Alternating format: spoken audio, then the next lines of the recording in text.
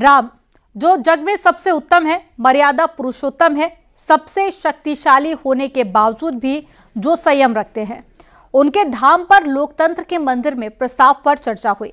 17वीं लोकसभा के आखिरी सत्र का अंतिम दिन राम के नाम रहा और राम मंदिर के नाम रहा। सत्ता पक्ष ने भी अपनी बात रखी, विपक्ष ने भी अपनी बात रखी। सदन आज राममय हो गया। प्रस्ताव पर चर्चा के दौरान प्रधानमंत्री मोदी ने कई मुद्दों पर बोला और राम मंदिर पर सदन में लाए गए प्रस्ताव पर कहा कि ये देश की भावी पीढ़ी को देश के सांस्कृतिक मूल्यों पर गर्व कराएगा और सदन हमें आगे भी प्रेरणा देता रहेगा। रिपोर्ट आपको दिखाते हैं। राम मंदिर को लेकर के इस सदन ने जो प्रस्ताव पारित किया है, वे देश की भावी पीढ़ी को इस देश के मूल्यों पर गर्व करने की संवैधानिक शक्ति देगा। ये सही है कि हर किसी में ये सामर्थ्य नहीं होता है कि ऐसी चीजों में तो कोई हिम्मत दिखाते हैं, कुछ लोग मैदान छोड़ के भाग जाते हैं, लेकिन फिर भी भविष्य के रिकॉर्ड को देखेंगे तो आज जो व्याख्यान वो हुए हैं, जो बातें रखी गई हैं, उसमें संवेदना भी है, संकल्प भी है, सहानुभूति भी है और सबका साथ सबका विकास के मंत्र को आगे बढ़ाने का उसमें तत्व भी है। ये देश, मुझे विश्वास है कि आज जब 17वीं लोकसभा की हम समाप्ति की तरफ बढ़ रहे हैं, तब एक संकल्प लेकर के 18वीं लोकसभा प्रारंभ होगी कि हम हमेशा 100% से ज़्यादा प्रोडक्टिव वाली हमारी कार्यवाही करेंगे और उसमें भी 7 सत्र 100% से भी ज़्यादा प्रोडक्टिविटी वाले रहेंगे। ये भी, और मैंने देखा आपने रात रात बैठ करके भी हर सांसदों के मन की बात को आपने सरकार के ध्यान में लाने का भरपूर प्रयास किया। मैं इन सफलता के लिए सभी माननीय सांसदों का और सभी फ्लोर लीडर्स का भी हृदय से आभार और अभिनंदन व्यक्त करता हूं। अनेक पीढ़ियों ने एक संविधान इसके लिए सपना देखा था, लेकिन हर पल उस संविधान में एक दरार दिखाई देती थी, एक खाई नजर आती थी, एक रुकावट चुभती थी। लेकिन इसी सदन ने धारा आर्टिकल 370 हटा करके संविधान के पूर्ण रूप को, उसके पूर्ण प्रकाश के साथ उसका प्रकटीकरण हुआ। और मैं मानता हूं जब संविधान के 75 वर्ष हुए हैं, जिन जिन महापुरुषों ने संविधान को बनाया है, उनकी आत्मा जहां भी होगी जरूर हमें आशीर्वाद देते होंगे, ये काम हमने पूरा किया। उस समय तो घटनाएं छोटी लगती थी, लेकिन 1947 वो 25 साल का कालखंड, उसने देश के अंदर वो जज्बा पैदा कर दिया था। हर व्यक्ति के दिल में वो जज्बा पैदा कर दिया था कि अब तो आज़ाद होकर रहना है। मैं आज देख रहा हूं कि देश में वो जज्बा पैदा हुआ है। हर गली मोहल्ले में हर बच्चे के मुंह से निकला है कि 25 साल में हम विकसित भारत बना के, इसलिए ये 25 साल मेरी देश की युवा शक्ति के अत्यंत महत्वपूर्ण कालखंड है। और हम में से कोई ऐसा नहीं होगा जो नहीं चाहता होगा कि 25 साल में देश विकसित भारत न बने। हर किसी का सपना है। कुछ लोगों ने सपने को संकल्प बना लिया है, कुछ लोग शायद संकल्प बनाते देर हो जाएगी, लेकिन जुड़ना हर एक को होगा। और जो जुड़ भी नहीं पाएंगे और जीवित होंगे तो फल तो जरूर खाएंगे। ये मेरा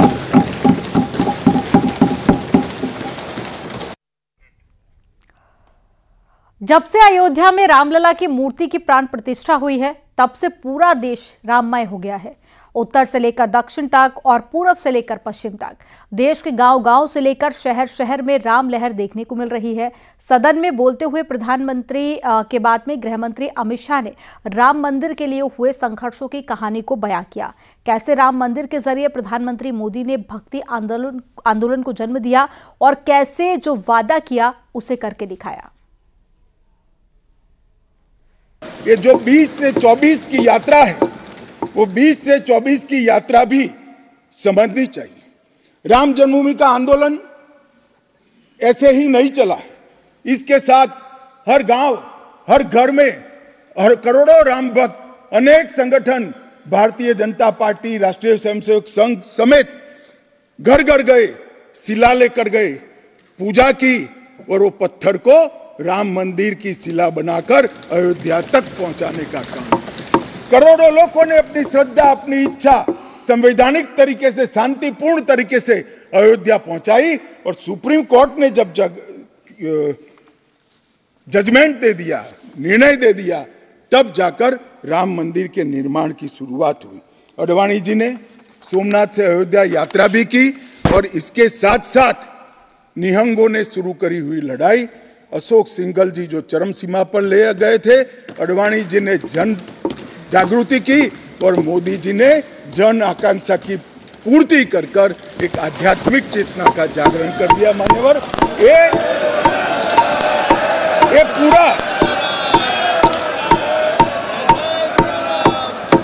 पूरा आंदोलन मान्यवर जब भी दुनिया का इतिहास लिखा जाएगा एक डेमोक्रेटिक वैल्यू के रूप में देखा जाएगा कि कोई एक देश अपने बहुमती समाज की धार्मिक विश्वास की पूर्ति के लिए इतने समय धैर्य रखकर सुप्रीम कोर्ट में गुहार लगाता रहे और सुप्रीम कोर्ट के जजमेंट आने के बाद सौहार्दपूर्ण वातावरण में इसकी पूर्ति हो। मान्यवर, ये बहुत बड़ी बात है और मैं मानता हूं मान्यवर कि ये मोदी जी के नेतृत्व के बगैर संभव नहीं था।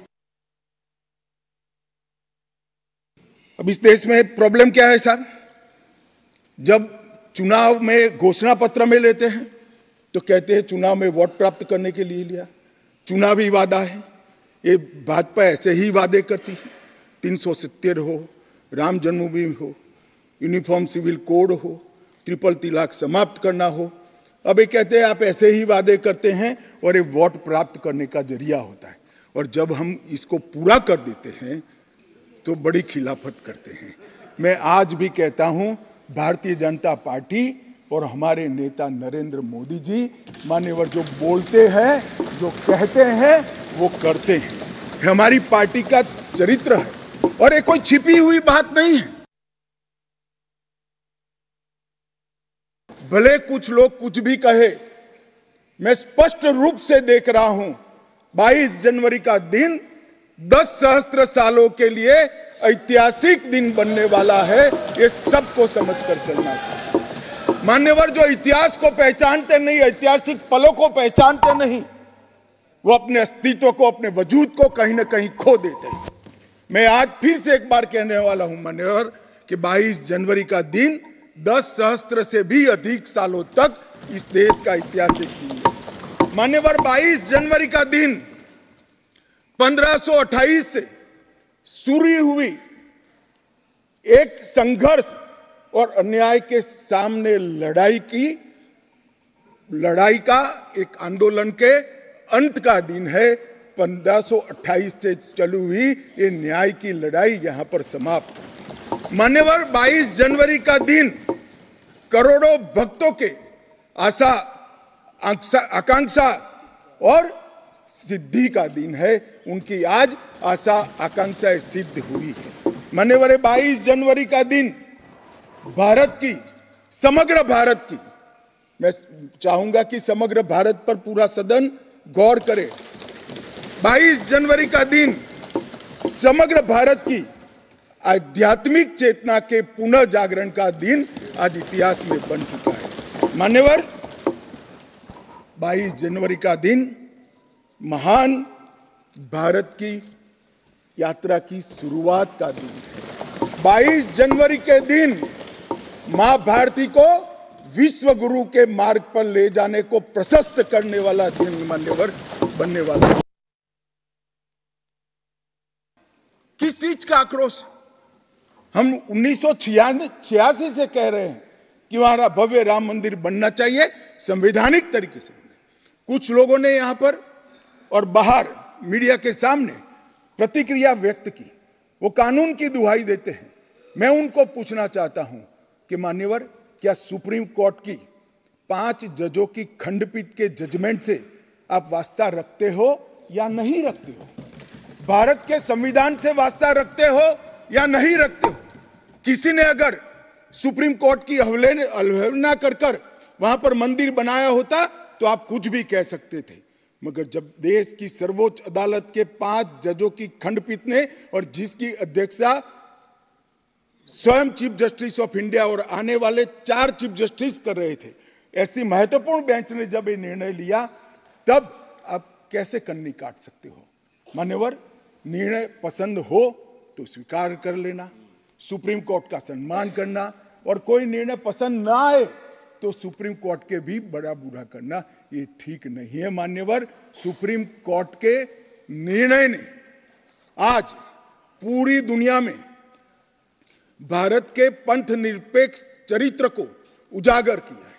दुनिया में एक भी देश ऐसा नहीं है जहां बहुमत समाज ने अपनी आस्था का निर्वहन करने के लिए इतनी लंबी कानूनी लड़ाई लड़ी। हमने राह देखी है, सुप्रीम कोर्ट में लड़ाई लड़ी, और सुप्रीम कोर्ट का जजमेंट आने के बाद वहां पर आज भव्य राम मंदिर बना है।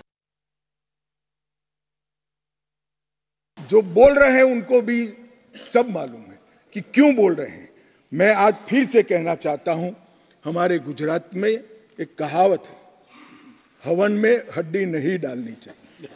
पूरा देश जब आनंद में डूबा है, पूरा देश आध्यात्मिक चेतना की जागृति का अनुभव हो रहा है, भैया स्वागत कर लो, साथ में जुड़ जाओ, इसी से देश का भी भला है और सबका भला। राम जन्मभूमि का जो इतिहास है ये बहुत लंबा है। अनेक राजाओं, संतों, निहंगों, अलग अलग संगठनों और कानून विशेषज्ञों ने ये लड़ाई में योगदान दिया है। मैं आज ये 1528 से 22 जनवरी 2024 तक की संपूर्ण कानूनी और युद्धों की और आंदोलनों की लड़ाई को, ये सभी योद्धाओं को बहुत विनम्रता से स्मरण करना चाहता हूं। और उनकी लड़ाई जब आज समाप्त हुई है, तब मुझे विश्वास है मान्यवर, वो जहां भी होंगे बड़ी आनंद की अनुभूति करते होंगे, अपनी श्रद्धा को चरितार्थ करने की अनुभूति करते होंगे। और रामायण को अलग कर कर देखा ही नहीं जा सकता। कई भाषाओं में, कई प्रदेशों में और कई प्रकार के धर्मों में भी रामायण का जिक्र, रामायण का अनुवाद, रामायण से बनी परंपराएं और रामायण को अपने राष्ट्रीय चेतना का एक आधार बनाने का काम हुआ है। कई सारे रामायणों का उल्लेख है।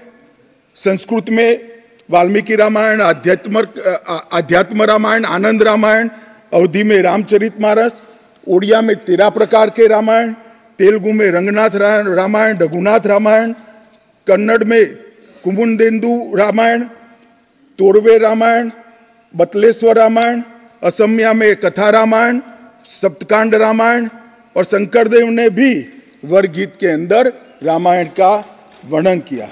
बंगला में भी रामायण मिलेगा, कश्मीर में भी राम अवतार चरित मिलेगा, बौद्ध परंपराओं में भी हनुमान जातक में रामायण का जिक्र मिलेगा, मैथिली में भी रामायण है, पंजाबी में गोविंद रामायण है। इतना ही नहीं, ओवैसी साहब चले गए, मुल्ला मसीही ने भी रामायण मसीही लिखकर सबके लिए इस आदर्श को प्रस्तावित किया है। कई सारे देशों में भी रामायण को स्वीकारा है और एक आदर्श ग्रंथ के रूप में प्रस्तावित किया है। विदेशों में नेपाल, जावा, इंडोनेशिया, कंबोडिया, तिब्बत, ये सभी देश भाषाओं में रामायण का अनुवाद भी हुआ है और उससे प्रेरणा भी ली जाती है। राष्ट्र की इच्छा की परिपूर्ति सम्माननीय मोदी जी के हाथ से 22 जनवरी को अभिजीत मुहूर्त में हुई है। ये लड़ाई 1528 से लड़ी जा रही है। दशकों तक ये लड़ाई चली, मान्यवर, दशकों तक लड़ाई चली। लगभग 1858 से कानूनी लड़ाई चल रही है। जब से अंग्रेजों का शासन था, 330 साल के बाद कानूनी लड़ाई का आज अंत आया है और रामलला अपने गर्भगृह के अंदर विराजमान हो गए। मान्यवर, 330 साल के बाद और 1528 से एक लंबा जो आंदोलन चला उसकी समाप्ति हुई है और देश की आध्यात्मिक चेतना की जागृति हुई है। मान्यवर, मैं इतना ही कहना चाहता हूं, ये आंदोलन से अनभिज्ञ होकर कोई इस देश के इतिहास को पढ़ ही नहीं सकता। आज से नहीं, 1528 से हर पीढ़ी ने इस आंदोलन को किसी न किसी स्वरूप से वाचा दी और ये मामला लंबे समय तक अटका रहा, भटका रहा, लटकता रहा। आज मोदी जी के समय में ही इसको परवान चढ़ना था, इस स्वप्न को सिद्ध होना था और आज देश स्वप्न सिद्ध होता हुआ दिखा है।